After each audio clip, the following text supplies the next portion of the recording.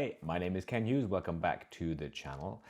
Today I come to you unshaven in my jumper because today's topic is about emotional intelligence, authenticity, vulnerability, and usually I would, broadcast from my home studio here, clean shaven, shirt on, waistcoat, and I would perform the piece.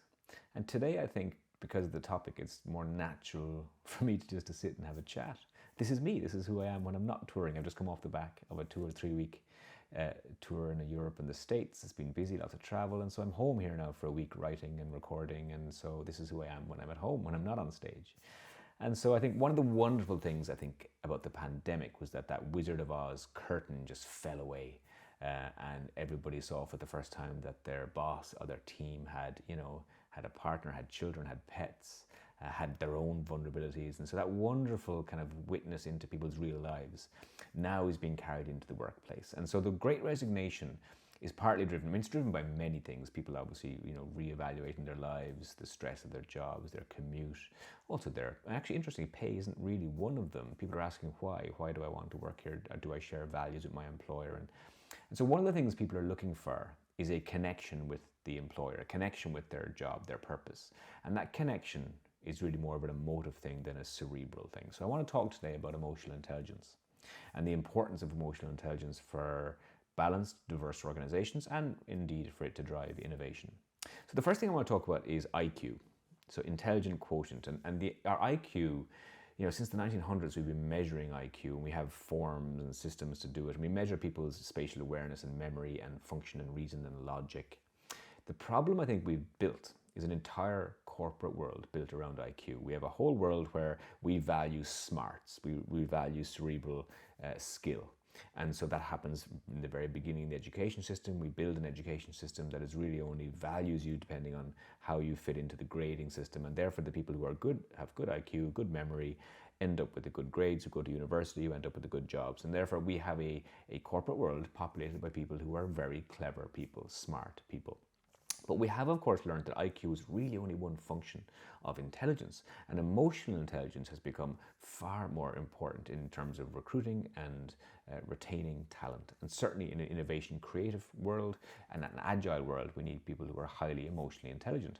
The problem is we tend not to value those things in education. We certainly don't recruit on them. And that's what the topic of today's chat is about. Emotional intelligence, the idea of you being good at perceiving your emotions, controlling your emotions, evaluating them, being able to express them. This is really, really important, and really important in leadership. So post-pandemic, if you're leading a team, you need to be, definitely upskilling on your emotional intelligence.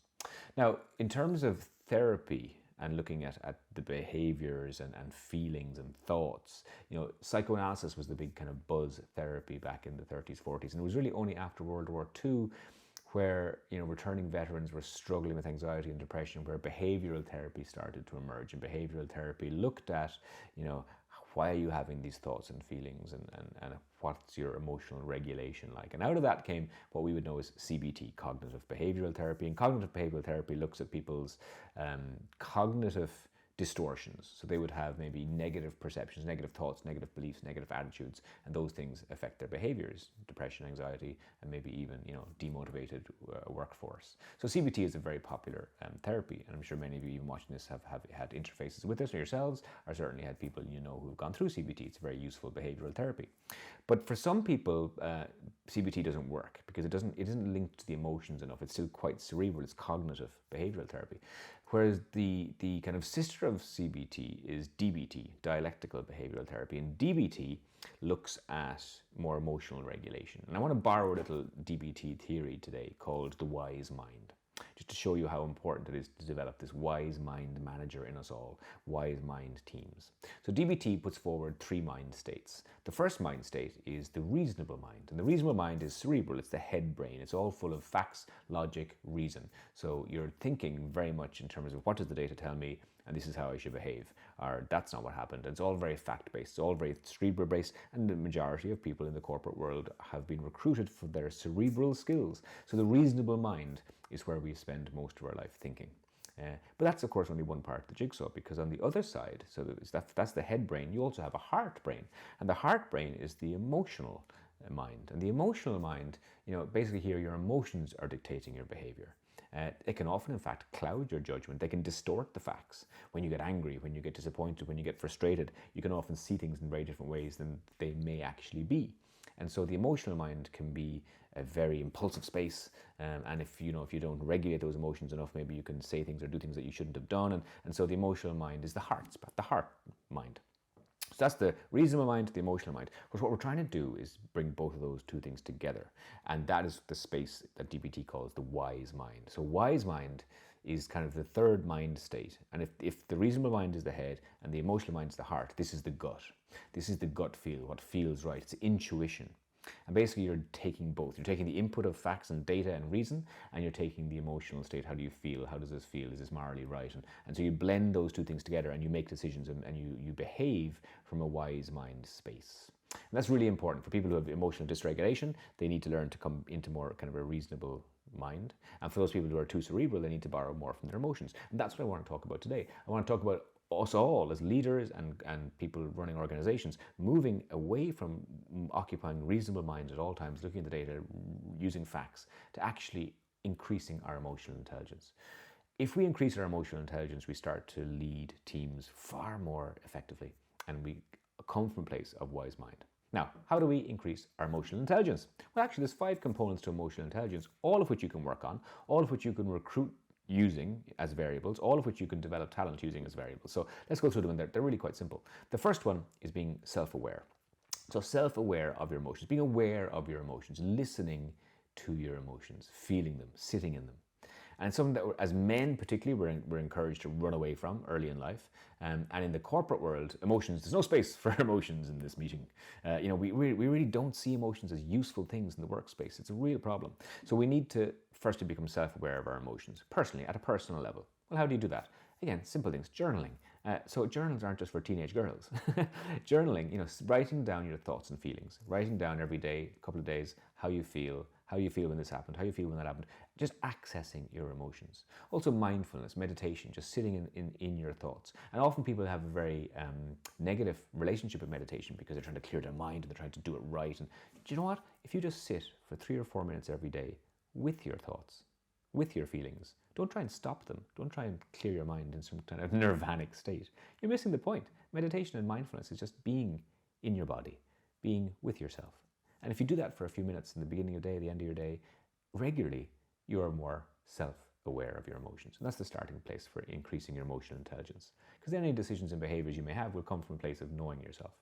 Second one is self-regulation. So being aware of your emotions is the first part in emotional intelligence, but then being able to regulate them is important. So controlling your emotions. Now, what I'm not saying here is hiding from your emotions, because often when people hear regulate your emotions, they mean, feel them, but then bury them away. That's not what we're saying. We're saying feel them, but sometimes there are moments where maybe reacting immediately on that emotion puts you too much in emotional mind. And to get back to wise mind, yes, feel the emotion, be aware of it, but realize there's a right time to have that conversation. There's a right time to have that behavior. Maybe sit with the emotion for a little bit longer. So learn to regulate your emotions. And how do you do that? You do some work on boundaries. Again, this is personal development work. What are my boundaries? What are my values? At what point when someone crosses those boundaries, do I feel anger? Do I feel frustration? Do I feel disappointed? So know them where they are. And also hold yourself accountable to the mistakes that you've made. Look at when the emotions maybe have flared up and you haven't done what you would have liked to have done in terms of words or behaviors or actions. So, holding yourself accountable, learning your behaviors and learning your boundaries. And then you can regulate your emotions. And the better you are, for instance, really good leaders are very good at regulating emotions. It's what makes them very good conflict resolution people. Okay, number 3, motivation. So motivation, and this is now from an understanding your emotional intelligence point of view. You have to understand your why. So again, your values. And this is, again, as I said earlier on, driving a lot of the Great Resignation. What are my values? Why do I enjoy my job? Why not, if not? What are my goals? Do I have strong goals? I want goals. I want passion in my life, and therefore I need to have good goals to follow. And you need to be optimistic. Optimism is a core emotional intelligence value. And so how do you, develop all those? Well, again, just write the goals, write the pathways. How am I going to achieve my goals? Get passionate about that, and return to your motivation and to your goals on a weekly and monthly basis, both in work and in your personal life. And the more you are clear about what you want to achieve, the more motivated you will be to achieve that. And the more motivated you are, the more emotionally open and intelligent you become. Number 4 is empathy, no surprise. So having, caring about people's suffering, caring about people, being able to walk a mile in someone else's shoes. So really being able to see the empathetic manager, the empathetic leader today wins every time. And again, empathy is a huge heartbeat value coming out of this pandemic. And so we want to feel seen, feel heard, feel valued. And empathy, you need to develop that as a skill. No matter how you are or how you consider yourself to be, you can always be better in terms of empathy. How do you do that? Again, actually journaling is really good. Sometimes writing down in moments of conflict, be that in work or in your personal life, writing down things from the other person's perspective, writing it down physically on a journal saying, here's why they think this, here's why they're behaving this way, here's their reality. And trying to see it from their side, not just kind of as a glib exercise, but genuinely, it makes you more empathetic. It doesn't mean you have to accept their behaviors or their actions, but it does mean that you see things from their other side at all times. And the more you can do that, you upskill yourself in terms of empathy. Also, body language, learning to read people's body language, or an active listening workshop. If you ever have an opportunity to do an active listening workshop in your personal life, do it, or in work. Because it really changes the nature of conversation. It makes it more about them than you. You really start to listen as opposed to just hear. And so all those things make you more empathetic, and the empathetic leader and manager, as I said, is more effective in today's workplace. And the last one in terms of emotional intelligence is social skills. And it's a blend of everything, because there's no point in being aware of your emotions, being able to regulate them, being empathetic, being motivated, unless you can actually bring all that together and be a good leader and be good in society and have good social skills in the workplace. And so what do I mean? Conflict resolution is really one. Open, good communication is the second. So being able to be that people's person, and that is something that we do recruit with, because we can see that, but we often don't understand what's underneath it in terms of layers. So those 5 things, if you can bring all those to life actually, and you can upskill yourself in them, and also definitely look at your teams and who you're recruiting and who's around you, who needs a bit of emotional intelligence upskilling. It's really, really important to have good productive teams. And the last thing I want to talk about this is the diversity conversation. So what we're getting to here is our organizations are laden down with people with high IQs, and we need to balance it with EQ. So we need to have more people with a high emotional intelligence and have a better mix of people. That's what the diversity argument is all about, a better mix of skills, a better mix of talents. Often gender is misused as a proxy for emotional intelligence, because there is this kind of belief that women have higher emotional intelligence than men. It's actually not true. In the scientific research, if you look at the tests for emotional intelligence, the genders are actually the same. What women are better at is emotionally expressing themselves, and that's often mistaken as having higher emotional intelligence. No, it just means you're actually better at communicating your emotions. The emotional intelligence part, if you actually dig into the research, women are of course better at certain things. So social responsibility, interpersonal relationships, empathy, they do score better than men. But then of course men score better at confidence and self-regard and assurance and stress tolerance. And so it kind of all balances out in the end. But my argument here is you can't just use gender as a quick proxy to fix your emotional intelligence, let's say, mismatch in your organization. What you need to start doing is start looking at recruiting people with high emotional intelligence, mixing your teams to make sure that you develop emotional intelligence, so that we actually in society that we value emotional intelligence as much as we would value someone's intellectual intelligence. So let me finish with a wonderful quote, that one of my favorite quotes, and it's anonymous. The person who said this is long lost, but it just blends that wonderful thing of IQ and EQ.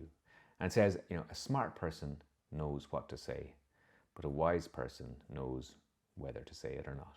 And that's a perfect blend of IQ and EQ. Until next time, I'm Ken Hughes.